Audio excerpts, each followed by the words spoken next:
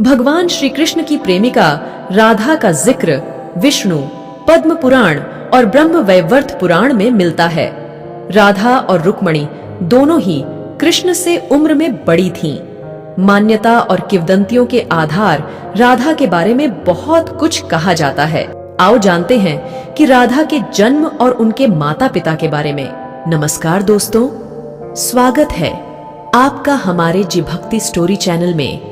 दोस्तों, वीडियो में आगे बढ़ने से पहले अगर आप हमारे चैनल पर नए हैं तो कृपया चैनल को सब्सक्राइब कर ले। आइए जानते हैं। पद्म पुराण के अनुसार राधा वृषभानु नामक वैश्य गोप की पुत्री थीं। उनकी माता का नाम कीर्ति था। उनका नाम वृषभानु कुमारी पड़ा। बरसाना राधा के पिता वृषभानु का निवास स्थान था। कुछ विद्वान मानते हैं कि राधा जी का जन्म यमुना के निकट स्थित रावल ग्राम में हुआ था और बाद में उनके पिता बरसाना में बस गए, लेकिन अधिकतर मानते हैं कि उनका जन्म बरसाना में हुआ था।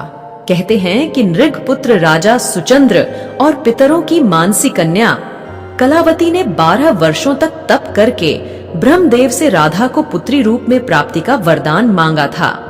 इसी के परिणाम स्वरूप द्वापर में ये दोनों वृषभानु और रानी कीर्ति नाम से जन्मे और फिर दोनों पति पत्नी बने। कीर्ति के गर्भ से राधा का जान भाद्रपद की शुक्ल अष्टमी के दिन हुआ।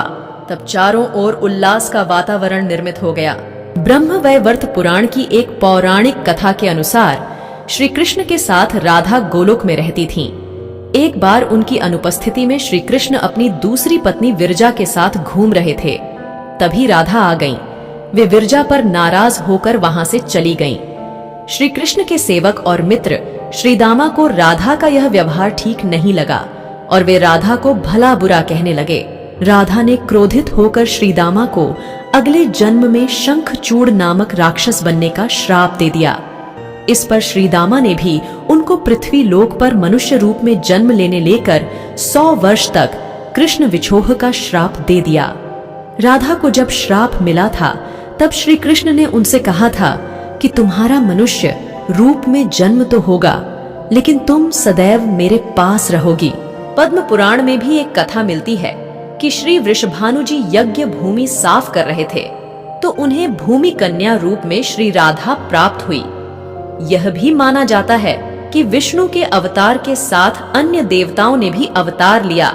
वैकुंठ में स्थित लक्ष्मी जी राधा रूप में अवतरित हुई। यह भी कहा जाता है कि वृषभानु जी को एक सुंदर शीतल सरोवर में सुनहरे कमल में एक दिव्य कन्या लेटी हुई मिली। वे उसे घर ले आए, लेकिन वह बालिका आंखें खोलने को राजी ही नहीं थी।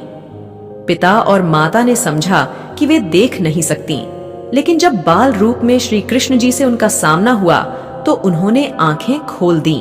ब्रह्म वैवर्त पुराण के प्रकृति खंड 2 के अध्याय 49 के श्लोक 39 और 40 के अनुसार राधा जब बड़ी हुई तो उनके माता पिता ने रायाण नामक एक वैश्य के साथ उसका संबंध निश्चित कर दिया। उस समय राधा घर में अपनी छाया का स्थापित करके खुद अंतर्ध्यान हो गईं। उस छाया के साथ ही उक्त रायाण का विवाह हुआ।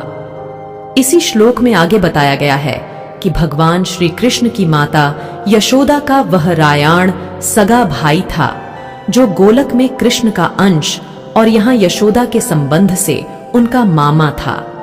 मतलब यह कि राधा श्री कृष्ण की मामी थी।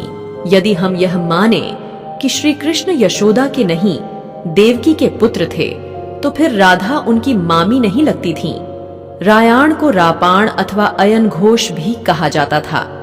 पिछले जन्म में राधा का पति रायाण गोलोक में श्री कृष्ण का अंशभूत गोप था।